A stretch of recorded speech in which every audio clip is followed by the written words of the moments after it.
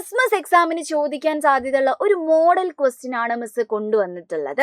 അപ്പൊ നോക്കി എന്താണ്, ഇത് വളരെ ഇമ്പോർട്ടന്റ് ആണ് കേട്ടോ. ഇതേപോലത്തെ ക്വസ്റ്റ്യൻസ് നമുക്ക് ചോദിക്കാൻ സാധ്യതയുണ്ട്. അപ്പൊ മക്കൾ നന്നായിട്ട് ഇത് പഠിച്ചിട്ട് പോയിക്കോളാം. ഇത് പഠിച്ചു വെക്കുക. ഈ ഒരു മോഡൽ, അതായത് ഇങ്ങനത്തെ ടൈപ്പും വരിക എന്നുള്ള കാര്യം മക്കൾ എന്താ ആലോചിച്ച് വെച്ചോളാം. നോക്കാം, സഹി മിലാൻ കരെ, പിന്നെന്താണ് പിരാമിഡ് എന്ന് പറഞ്ഞിട്ട് രണ്ട് ക്വസ്റ്റ്യൻസ് നമുക്ക് എപ്പോഴും കാണുന്ന സംഭവമാണ്.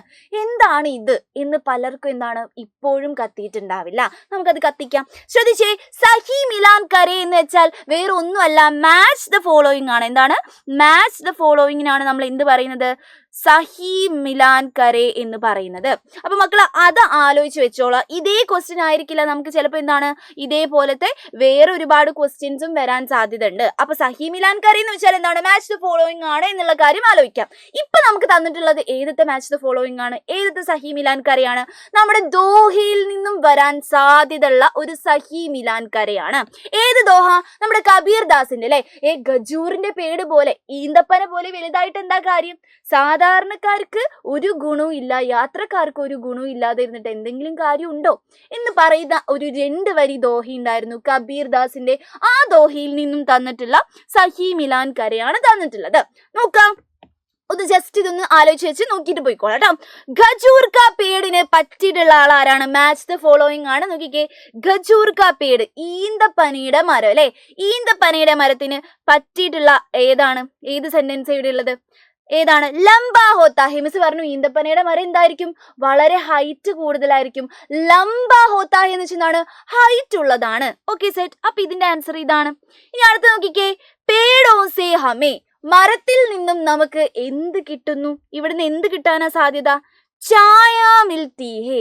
ചായ എന്ന് വെച്ചാൽ എന്താണ്, തണലാണ് അല്ലെ, ചായ എന്ന് വെച്ചാൽ തണലാണ്, തണൽ കിട്ടുന്നു. മരങ്ങളിൽ നിന്ന് നമുക്ക് എന്താ കിട്ടുക, ചായ കിട്ടുന്നു. ഇതൊക്കെ ചായ മറ്റേ ചായ അല്ലേ എന്നാണ്, തണൽ കിട്ടുന്നു അല്ലെ.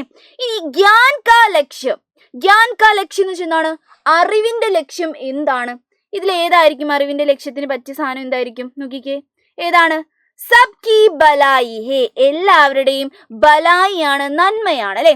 ഇനി അവസാനത്തെ ഭാഗം നോക്കിക്കേ, മാത്ര ബഡേ ഹോനെ സേ, എന്താണ്, മാത്ര ബഡേ ഹോനെ സേ, വലുതാവ മാത്രം കൊണ്ട്, എന്താണ് വലുതായോണ്ട് മാത്രം എന്തുണ്ടായിട്ടില്ല, കോയി ഫായിദ നഹി ഹേ, ഒരു ഉപകാരവും ഇല്ല. ഫായിദ എന്ന് വെച്ചാൽ എന്താണ്, ഉപകാരമാണ് അല്ലെ, ഒരു ഉപകാരവും ഇല്ല എന്ന് പറയുന്ന ഈ ഭാഗം അല്ലെ. അപ്പൊ ഇതേപോലത്തെ സഹി മിലാൻ കരെ മക്കൾക്ക് വരാനുള്ള ചാൻസസ് കൂടുതലാണ്. അപ്പൊ സഹി മിലാൻ കരെ ഫോളോയിങ്, മാച്ച് ദ ഫോളോയിങ് ആണ് എന്നുള്ള കാര്യമാണ് നിങ്ങൾ ആലോചിക്കേണ്ടത്. പിന്നെ നിങ്ങൾ കൊടുക്കുന്ന ഒരു സംഭവമാണ് ഇത് പിരാമിഡ്. ശരിക്കും എന്താണ് ഇത്, 2 മാർക്സിനോളം നിങ്ങൾക്ക് ചോദിക്കാൻ സാധ്യതയുള്ള ഒരു ക്വസ്റ്റ്യൻ ആണ്. ഇതേ പിരമിഡ് ആയിരിക്കില്ല, പല ടൈപ്പ് പിരാമിഡ് നിങ്ങൾ കണ്ടിട്ടുണ്ടാവും, കുറെ കാലമായി ഇത് എഴുതാൻ തുടങ്ങിയിട്ട് അല്ലെ. അപ്പൊ പല ടൈപ്പായിട്ട് ഇത് വരും. ഇങ്ങനെ ഒരു ക്വസ്റ്റ്യൻ വന്നിട്ടുണ്ടെങ്കിൽ, അഥവാ നിങ്ങൾ ശ്രദ്ധിക്കുക, ഇവിടെ നിങ്ങൾക്കൊരു സെന്റൻസും തന്നു, അവസാനം ഒരു സെന്റൻസും തന്നു. അപ്പൊ നിങ്ങളോട് ഈ 2 ഭാഗം ഫില്ല് ചെയ്യാനാണ് പറഞ്ഞിട്ടുള്ളത് പിരാമിഡിൽ കേട്ടോ. അപ്പൊ നോക്കുക എങ്ങനെ ഫില്ല് ചെയ്യും എന്നുള്ളത് മിസ് പറഞ്ഞുതരാവേ. ആദ്യം നിങ്ങൾ വായിക്കേണ്ട സംഭവം എന്താണെന്നറിയോ, ഇത് ആദ്യം ഈ ലാസ്റ്റത്തെ വരിയാണ് ആദ്യം നിങ്ങൾ വായിച്ചു നോക്കേണ്ടത്. നന്നായിട്ട് വായിച്ചു നോക്കുക, അതിന്റെ അർത്ഥം കുറച്ചെങ്കിലും മനസ്സിലാവുന്നുണ്ടോ എന്ന് നോക്കുക. നോക്കിക്കേ, അധ്യാപകൻ ബച്ചോങ്കോ, കുട്ടികളെ, കിതാബോ കി മൻമോഹക് ദുനിയാമേ ലേ ജായേ, കിതാബിന്റെ, ബുക്കിന്റെ മൻമോഹമായിട്ടുള്ള, മോഹിപ്പിക്കുന്ന ദുനിയയിലേക്ക്, വേൾഡിലേക്ക്, ലേ ജായേ, കൊണ്ടുപോയി എന്നുള്ളതാണ്. ഇപ്പൊ അഥവാ നമുക്ക് കറുത്തൊന്നും മനസ്സിലായിട്ടില്ലെങ്കിലും ഇത് എഴുതാനുള്ള വഴി മിസ് പറഞ്ഞുതരാം. നോക്കിക്കേ, ഈ ഒരു സാധനം നോക്കിക്കഴിഞ്ഞാൽ നിങ്ങൾ വായിക്കേണ്ടത് എന്താണ്, ഈ ഫസ്റ്റത്തെ എന്താണ്, ഈ ഒരു സെന്റൻസ് ആണ്. എന്നിട്ട് ഈ ഫസ്റ്റത്തെ സെന്റൻസ് ഇവിടെ നിന്ന് നിങ്ങൾ കണ്ടുപിടിക്കുക. ഓക്കെ, അധ്യാപക കിട്ടി, ലേ ജായേ എന്നാണ് അടുത്ത പറഞ്ഞത്. നോക്കിക്കേ, ലേ ജായേ, ഈ 2 സംഭവം മക്കൾ നോക്കി. എന്നിട്ട് അതിനനുസരിച്ച് നോക്കിക്കേ, ബച്ചോക്കോ ഉണ്ട്, കിതാബ് കി ഉണ്ട്, മൻമോഹക് ഉണ്ട്, ദുനിയാമേ ഉണ്ട്. ഇതേ സെന്റൻസിന് മക്കൾ എന്ത് ചെയ്യുക, കുറച്ച് സ്പ്ലിറ്റ് ചെയ്തിടുക. എന്താണ്, സ്പ്ലിറ്റ് ചെയ്തിട്ട് ഇടുക. എന്നിട്ട് ഈ ഓരോ സ്പ്ലിറ്റുകളും എന്ത് ചെയ്യുക, ചേർത്തിട്ട് എഴുതിക്കോളാം. സിമ്പിളാണ്. നോക്കിക്കേ, നിങ്ങൾ ആ ഒരു അർത്ഥം കൂടി കറക്റ്റ് വരുന്നുണ്ടോ നോക്കിക്കഴിഞ്ഞാൽ ഈ പിരമിഡ് വളരെ സിമ്പിളായിട്ട് എഴുതാം കേട്ടോ.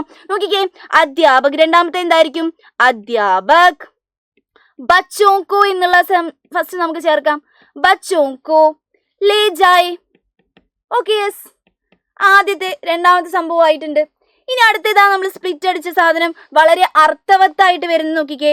അധ്യാപകൻ കുട്ടികളെ ദുനിയാമേ ലേ ജായേ അല്ലെങ്കിൽ മൻമോഹക് ദുനിയാമേ ലേ ജായേ മോഹിപ്പിക്കുന്ന വേൾഡിലേക്ക് കൊണ്ടുപോയി. അതാണ് കുറച്ചും കൂടി നന്നാവുന്നത് അല്ലേ നോക്കിക്കേ. അപ്പം അധ്യാപക് നമ്മൾ എന്ത് എഴുതാണ്? ബച്ചോങ്കോ എന്ത് ചെയ്തു? എങ്ങോട്ട് കൊണ്ടുപോയി? മൻമോഹക് ദുനിയാമേ എങ്ങോട്ട് കൊണ്ടുപോയി? ലേ ജായേ എന്ന് പറയുന്ന സംഭവം നിങ്ങൾ എഴുതി വെക്കാണ്. Okay yes. അപ്പൊ നമുക്ക് 2 സെന്റൻസ് കിട്ടി. ഇനി ഇവിടെ നോക്കിയേ, ഈ ഒരു സാധനം ബാക്കിയുണ്ട് അല്ലേ? അപ്പൊ കറക്റ്റ് ആയിട്ടുണ്ട്. ഇതിന്റെ ഉദ്ദേശം എന്ന് പറയുന്ന ഒന്നുമില്ല. ഒരു ചെടി, ഒരു റോസാ ചെടി, ഒരു ഭംഗിയുള്ള റോസാ ചെടി, അങ്ങനെ നമ്മൾ സെന്റൻസ് വലുതാക്കി എഴുതില്ലേ? അതേ പരിപാടിയാണ് ഇതും കേട്ടോ.